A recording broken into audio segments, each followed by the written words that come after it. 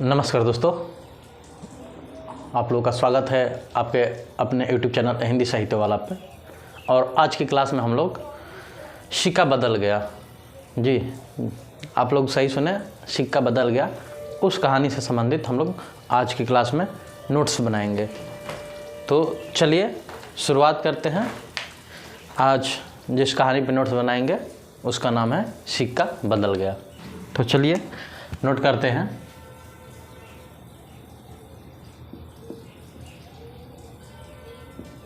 सिक्का बदल गया। और जैसा कि हर बार हम लोग जो कहानी पढ़ते हैं उसके बारे में दो तथ्य शुरू में ही आप लोगों को लिखवाते हैं। तो वो कौन कौन से हैं आप लोग जानते ही होंगे। तो सबसे पहले हम ये जानेंगे कि इस कहानी के रचनाकार कौन थे। तो इस कहानी के रचनाकार कृष्णा सोबती थी दोस्तों। तो कृष्णा सोबती। और दूसरी बात कि इसकी रचना कब हुई थी, तो इसकी रचना 1948 में 48 ईस्वी में हुई थी। और ये एक चीज़ और पॉइंट कर साथ में नोट कर लीजिए कि ये प्रतीक पत्रिका में प्रकाशित हुई थी। तो प्रतीक पत्रिका में प्रकाशित। तो आप लोग ये दो पॉइंट नोट कर लीजिए। उसके बाद हम लोग चलते हैं कहानी से संबंधित कुछ महत्वपूर्ण पंक्तियों पे कि वो कौन कौन सी महत्वपूर्ण पंक्तियां हैं जो परीक्षा की दृष्टि से महत्वपूर्ण हैं। तो चलिए आप लोग अगर इसे नोट कर लिए हैं तो हम लोग आगे बढ़ते हैं। और आगे बढ़ते हैं तो इसमें हम लोग अब देखते हैं महत्वपूर्ण पंक्तियाँ कि कौन कौन सी वो महत्वपूर्ण पंक्तियाँ हैं। तो सबसे पहला आप लोग हेडिंग डाल लीजिए,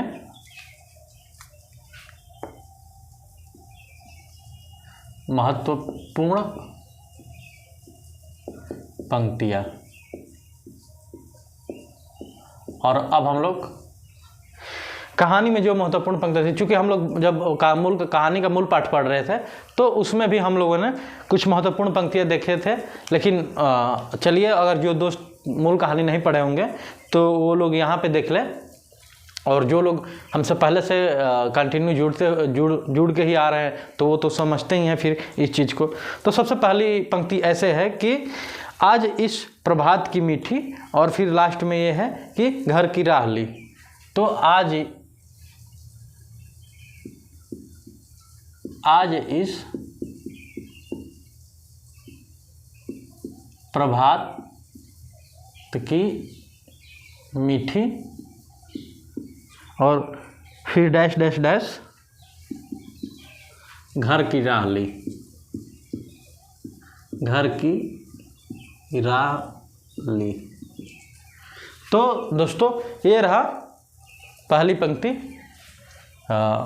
जो इम्पोर्टेंट है। स्टार्टिंग यहाँ से है, आज की प्रभात मीठी और घर की राह ली। बीच में डैश डैश है। आप लोग ये पंक्ति खोज के मूल कहानी में और उसको हाईलाइट कर लीजिएगा, वो बहुत ही इंपॉर्टेंट है परीक्षा की दृष्टि से। अब हम लोग चलते हैं अगला पॉइंट पे। तो अगला पॉइंट ऐसे है कि ये शाह जी की असामियाँ है। तो ये शाह जी की असामियाँ है, और फिर डैश डैश अशामियाँ है दोस्तों, अशामियाँ नहीं अशामियाँ है।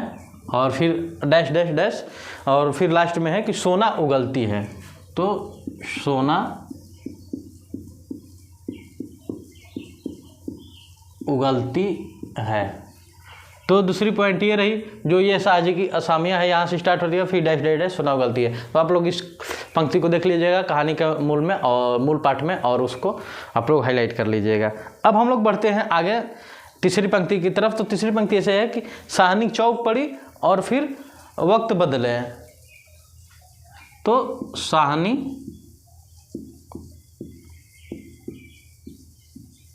चौक पड़ी, फिर डैश डैश डैश वक्त।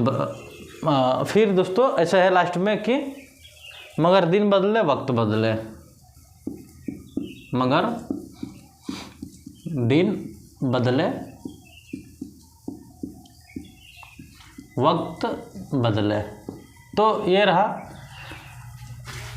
महत्वपूर्ण पंक्ति जो साहनी चौक पड़ी, यहाँ से स्टार्ट होता है, फिर डैश डैश डैश, मगर दिन बदले वक्त बदले। तो आप लोग इस पंक्ति को देख लीजिएगा और हाईलाइट कर लीजिएगा। और हम इसलिए ये लिखवाते हैं क्योंकि इसी बहाने कम से कम एक बार आप लोग कहानी भी देखें, ताकि जब परीक्षा हो तो वहाँ पर अगर उससे पंक्ति आए तो फिर गद्यांश में भी आ जाता है दोस्तों। ये बड़ी बात नहीं है कि यहाँ तक, गद्यांश में भी उठा के वहाँ से क्वेश्चन बन जाते हैं। तो इस बात को ध्यान रखने की बात है। अब आगे है कि ट्रकें अब तक भर चुकी थी और फिर साहनी को नहीं रख सके। ट्रकें, आगे है पंक्ति कि ट्रकें अब तक भर चुकी और थी, फिर डैश डैश डैश, और साहनी को नहीं रख सके।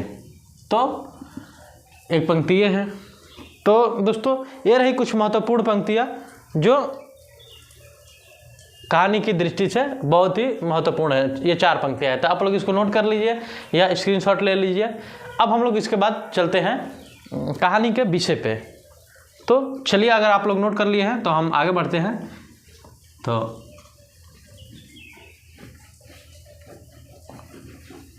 अब हम लोग इसके बाद देखेंगे कहानी का विषय, कि कहानी का विषय क्या है।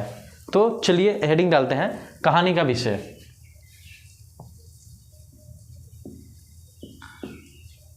कहानी का विषय। और आइए इसमें पहला देखते हैं कि कहानी का विषय क्या है।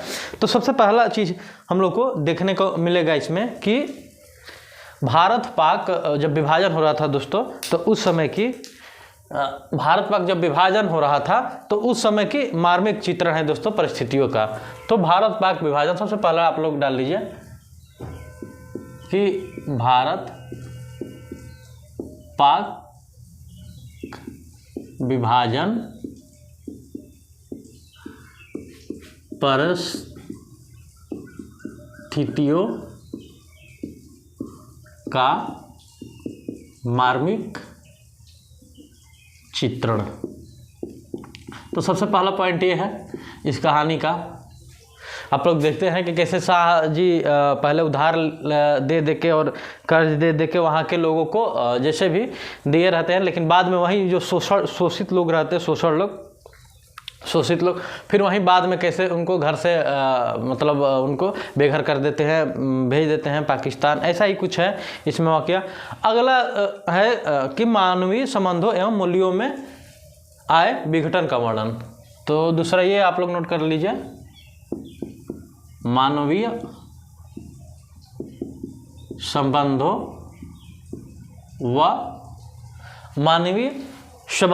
व मूल्यों में आए विघटन का वर्णन। तो मानवीय संबंधों व मूल्यों में आए विघटन का वर्णन।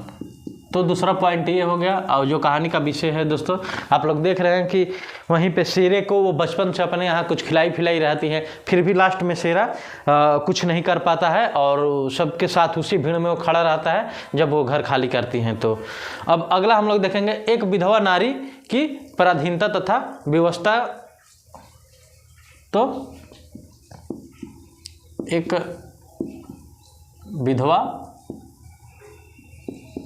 नारी की पराधीनता व व्यवस्था। और अगला पॉइंट हम लोग नोट कर लेंगे इसी में, ये व्यवस्था है। और अगला पॉइंट है कि शोषित वर्ग के बदलते सामाजिक मानदंडों का सफल चित्रण। तो शोषित वर्ग के बदलते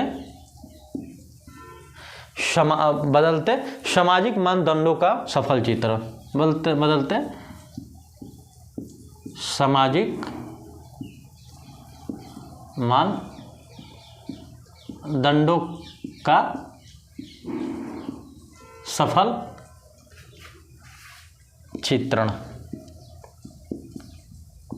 तो ये रहा कुछ पॉइंट और कहानी का विषय जो इस कहानी से संबंधित महत्वपूर्ण है। तो आप लोग इसको नोट कर लीजिए और फिर इसके बाद हम लोग चलते हैं कृष्णा सोबती के कुछ महत्वपूर्ण कहानी और कहानी संग्रह के बारे में जानते हैं। तो आप लोग इसको नोट कर लीजिए और उसके बाद हम लोग चलते हैं इस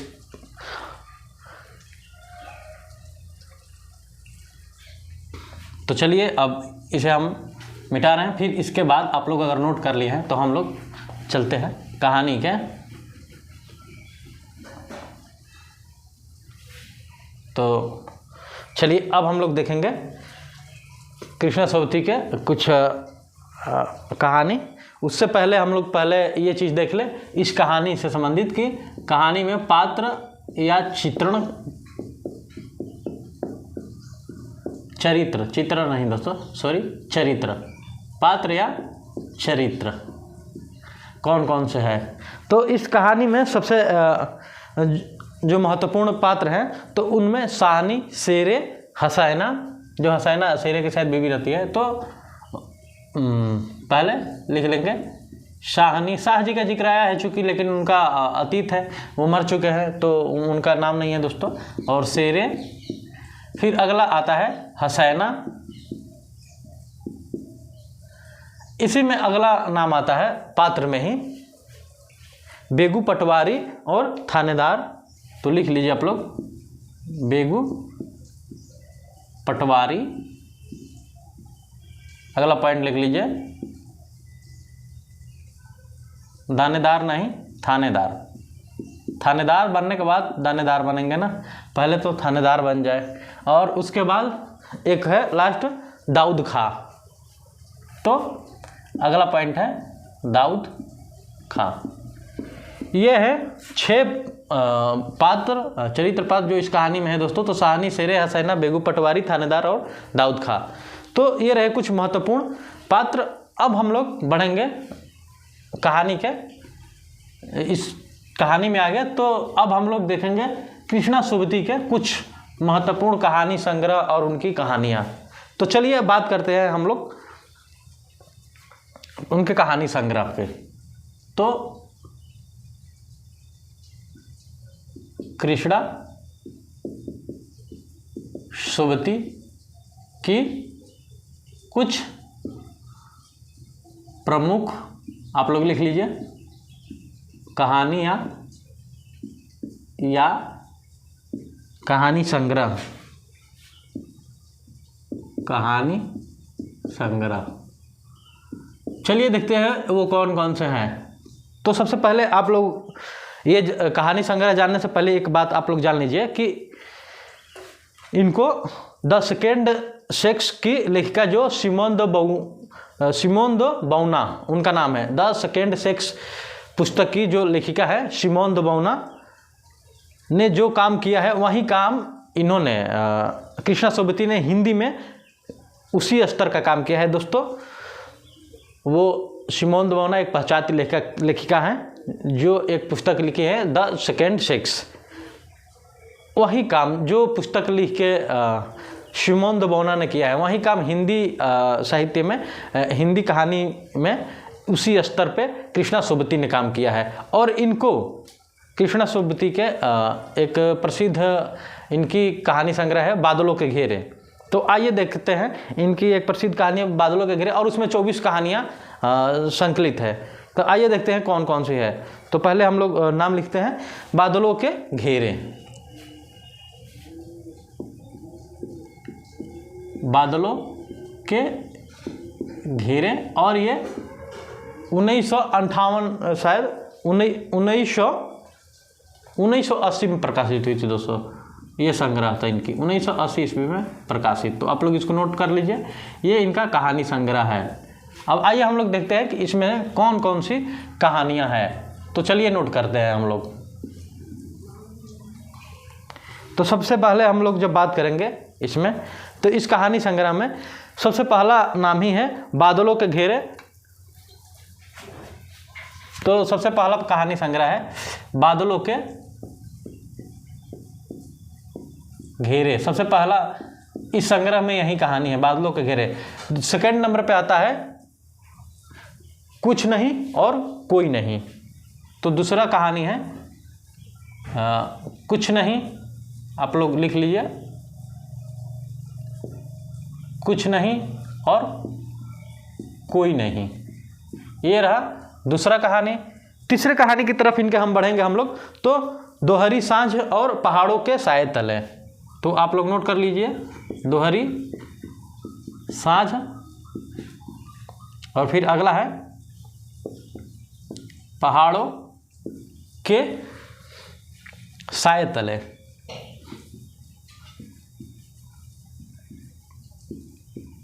आगे हम लोग बढ़ेंगे इसमें, तो अगला कहानी है इनका दो राहें दो बाहें। दो राहें दो बाहें। आगे कहानी में बढ़ेंगे इसी में, इस कहानी संग्रह में। तो बदली बरस गई, बदली बरस गई। आगे ऐसे ही बढ़ेंगे तो देखेंगे, आप लोग नोट करते चलिए साथ में। गुलाब जल गंडेरिया, गुलाब जल गंडेरिया। गंडेरिया है दोस्तों, या है ये, तो आप लोग नोट कर लीजिए जो लिखा है, जैसे गुलाब जल गंडेरिया। और फिर आगे हम लोग बात करेंगे तो आज़ादी सम्मो जान की, आज़ादी सम्मो है, सम्मो जान की। और फिर आगे इसी में बढ़ेंगे हम लोग, तो नोट करेंगे, देखेंगे।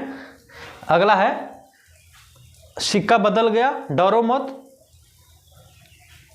तो अगला है सिक्का बदल गया, जिस कहानी के बारे में हम लोग आज पढ़ रहे हैं, सिक्का बदल गया। अगला है डरो मत। और फिर है अगला कहानी कि मैं तुम्हारी